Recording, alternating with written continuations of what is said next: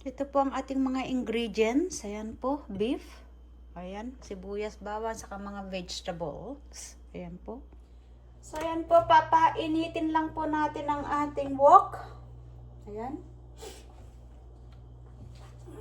Painitin lang po natin. Ginamit natin itong wok. So,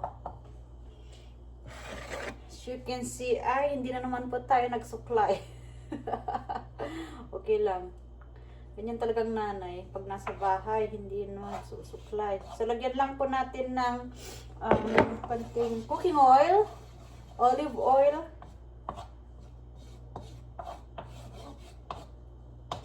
Painitin natin. Ayan. Lagi na lang po dito sa kusina. So, kahapon po, naglinis talaga ako. Ngayon, wala akong ginawa actually. Wala akong ginawa kundi, dusting. Yun lang ginawa ko. Tapos ito. Magluluto na naman.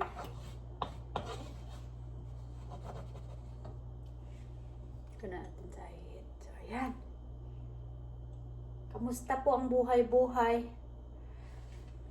Palagi na lang po, luto ng luto.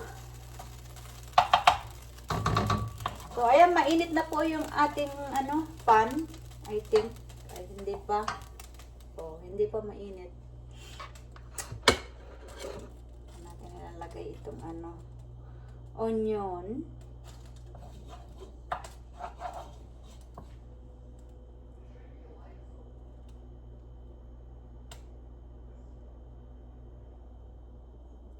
Ang tagal hindi pa mainit. So, ayan po, mainit na po. Ilagay muna natin itong beef.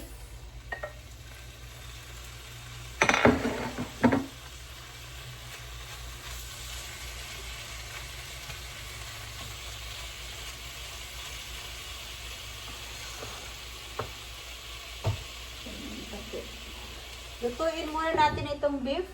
So, ayan na po. Kumukulo na po. Buksan lang po natin yung ayan na. Ating beef. Nilagyan ko po ng 1 cup of water. Saka yung yung beef bouillon na 1 tablespoon. Yung ganito, 1 tablespoon po. Yan. Simmer lang po natin ng mga 10 minutes. So, ayan po. Malambot na po yung ating beef. So, ilagay na po natin yung mga gulay. Ayan po. Lahat po ng gulay, ilagay na natin.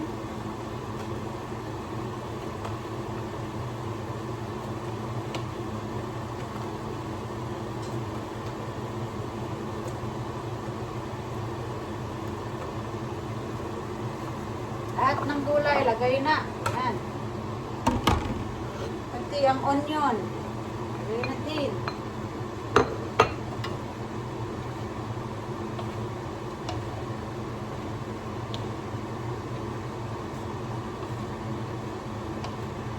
Beautiful. Look at all the colors.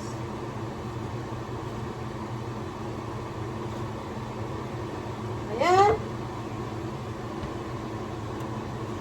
Lutuin lang po natin ng mga 5 minutes. 5 minutes. Lutuin lang po natin. Ayan. So, ayan na po ang ating beef sukiyaki. Ayan na po. Luto na. Parang stir fry. Beef stir fry. So, ayan. Mabilis pong naluto. Luto na po. Nag-text din si kuya na hindi daw kakain dito. Ayan, si batang iyon. Hindi daw kakain. Aside natin kasi luto na yan. Tama na. So, ayan po. Tapos na naman po ang ating dinner. So, mabilis lang po. Cut-cut lang ang vegetable. Tapos, ayan, paghaluin lang yung soy sauce saka beef broth. Ayan na. Tapos na. O, diba? Easy. Easy dinner. Thanks for watching. Bye-bye.